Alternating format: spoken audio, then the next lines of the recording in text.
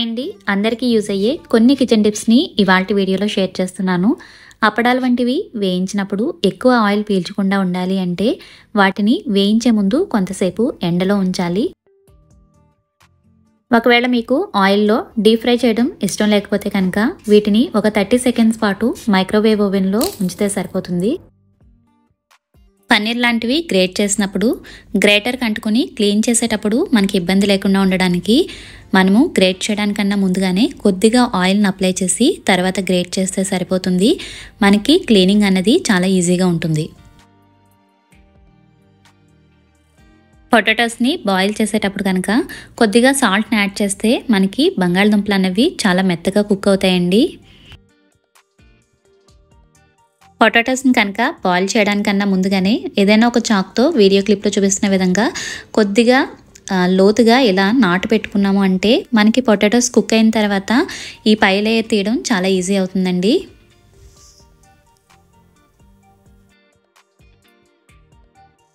చామదుంప, బంగాళదుంప ఇలా దుంపల కర్రీలు చేసేటప్పుడు మనం కర్రీలో కనుక కొద్దిగా వేయించిన జీలకర్ర పొడిని యాడ్ చేయడం వల్ల కర్రీకి చాలా మంచి టేస్ట్ వస్తుందండి. నెక్స్ట్ వన్ వచ్చేసి ఎండిన కొబ్బరి పెంకును కనుక మనం కందిపప్పును స్టోర్ చేసే డబ్బాలో వేసాము అంటే పప్పు ఎక్కువ కాలం నిల్వ ఉంటుందండి. ఈ టిప్ అయితే మనకి ఎక్కువ క్వాంటిటీలో పప్పును స్టోర్ చేసినప్పుడు యూజ్ అవుతుంది. కందిపప్పు వల్ల వచ్చే గ్యాస్ట్రిక్ ప్రాబ్లమ్స్ని కొంతవరకు తగ్గించాలి అంటే పప్పును డైరెక్ట్గా వండేయకుండా పప్పును ఒకసారి శుభ్రంగా కడుక్కొని ఒక హాఫ్ అన్ అవర్ పాటు నీళ్లు పోసి నానబెట్టాలి. ఆ తర్వాత ఆ నీళ్లను కూడా వంపేసి ఈ పప్పులోకి ఫ్రెష్గా వాటర్ని తీసుకుని కుక్ చేయడం వల్ల గ్యాస్ట్రిక్ ప్రాబ్లమ్స్ని కొంతవరకు తగ్గించవచ్చండి. నెక్స్ట్ వన్ వచ్చేసి పప్పు మనకి త్వరగా ఉడకాలి అంటే పప్పు ఉడుకుతున్న సమయంలో కొద్దిగా నెయ్యిని కానీ నూనెని కానీ యాడ్ చేయడం వల్ల కందిపప్పు అనేది మనకి త్వరగా మెత్తగా అయితే కుక్ అవుతుంది. నిమ్మకాయలు ఎక్కువ రోజులు ఫ్రెష్గా ఉండాలి అంటే ఏదైనా ఒక పల్చటి జిప్లాక్ కవర్లో పెట్టి స్టోర్ చేస్తే ఎక్కువ రోజులు ఫ్రెష్గా ఉంటాయండి. నిమ్మకాయల నుంచి రసం ఎక్కువగా రావాలి అంటే నిమ్మకాయలని ఫ్రిడ్జ్లోంచి తీసిన వెంటనే కట్ చేసి రసం తీయకుండా ఒక అరగంట సేపు చల్లటి నీటిలో ఉంచి ఆ తర్వాత నిమ్మకాయల నుండి రసం తీయడం వల్ల మనకి రసం అన్నది బాగా వస్తుంది.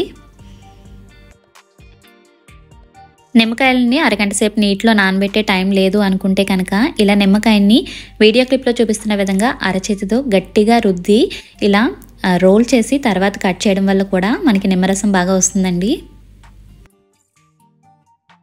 లెమన్స్ని కనుక వీడియో క్లిప్లో చూపిస్తున్న విధంగా సన్నగా పలుచగా స్లైసెస్ కింద కట్ చేసుకుని మనం ఫిష్ ఫ్రై చేసుకుంటాం కదండి, అలా ఫిష్ ఫ్రై చేసుకున్నప్పుడు ఫిషెస్ మీద ఈ లెమన్ స్లైసెస్ని పెట్టి కుక్ చేయడం వల్ల ఫిష్కి మంచి టేస్ట్ ఉంటుంది. ఎగ్స్ని నార్మల్గా బాయిల్ చేయడం కన్నా కుక్కర్లో కొద్దిగా సాల్ట్ని యాడ్ చేసి ఒక్క విజిల్ రానిస్తే సరిపోతుంది. ఎగ్స్ మనకి చాలా ఫాస్ట్గా కుక్ అవుతాయి. దీనివల్ల మనకి గ్యాస్ సేవ్ అవుతుంది, టైం సేవ్ అవుతుంది. దీనిలో యాడ్ చేసే సాల్ట్ వల్ల మనకి గుడ్డు పైపింగ్ కూడా చాలా ఈజీగా విడిపోతుంది. ఆమ్లెట్ ఇలా పొంగినట్టు వస్తే పిల్లలకు చాలా ఇష్టం కదండి. ఆమ్లెట్ ఇలా పొంగినట్టు రావాలి అంటే మనం ఆమ్లెట్ మిక్సర్ కలుపుకునేటప్పుడు సాల్ట్, కారం, ఎగ్తో పాటుగా కొద్దిగా కార్న్ ఫ్లోర్ని కూడా యాడ్ చేసామంటే ఆమ్లెట్ మనకి పొంగినట్టు వస్తుంది.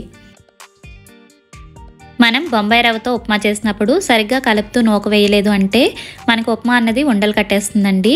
ఉప్మా రవ్వలో కనుక ఒక స్పూన్ ఆయిల్ని వేసుకుని ఇలా రవ్వను కలుపుకుని ఈ రవ్వను మనం ఉప్మా చేసేటప్పుడు వాటర్లో వేయడం వల్ల మనకి ఉప్మా అన్నది ఉండలు కట్టకుండా పర్ఫెక్ట్గా వస్తుంది.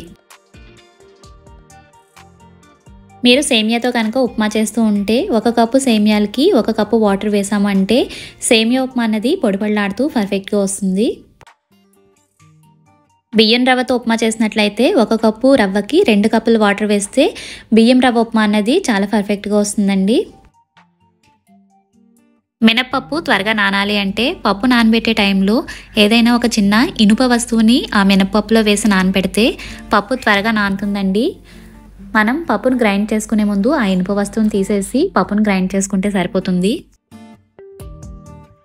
మనం మినపప్పుని గారెల కోసం గ్రైండ్ చేసినప్పుడు మిక్సీలో రుబ్బితే గారెలు గట్టిగా వస్తాయి అంటారు కదా, అలా కాకుండా గ్రైండర్లో రుబ్బినట్టుగానే గారెలు మనకి బాగా రావాలి అంటే ఇలా పప్పుని ఒకే డైరెక్షన్లో బాగా కలుపుకోవాలండి. ఇది కొంచెం పఫీగా అయిన తర్వాత దీన్ని ఒక 15 మినిట్స్ పక్కన పెట్టేసి ఆ తర్వాత గారెలు వేసాము అంటే మనకు అచ్చం గ్రైండర్లో రుబ్బిన పిండిలాగే గారెలు అయితే చాలా బాగా వస్తాయి.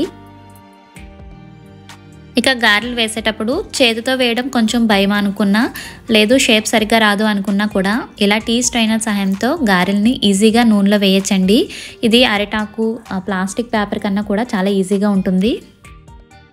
మినపప్పు కనుక దోశల కోసం నానబెడితే దోశల పిండి రుబ్బే టైంలో అటుకులు, మెంతులు కొద్దిగా పెరుగులో నానబెట్టి దానిని యాడ్ చేయడం వల్ల దోశలు బాగా వస్తాయి. నెక్స్ట్ వన్ వచ్చేసి చాలా మందికి తెలిసిన టిప్ అండి, కానీ నాకు చాలా ఇష్టమైనది, అందుకే షేర్ చేస్తున్నాను.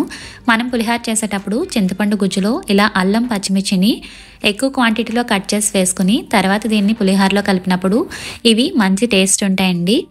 నేను పార్ట్ 1 కూడా కిచెన్ టిప్స్ షేర్ చేశాను. ఎవరైనా చూడకపోతే ఒకసారి అది కూడా చెక్ చేయండి.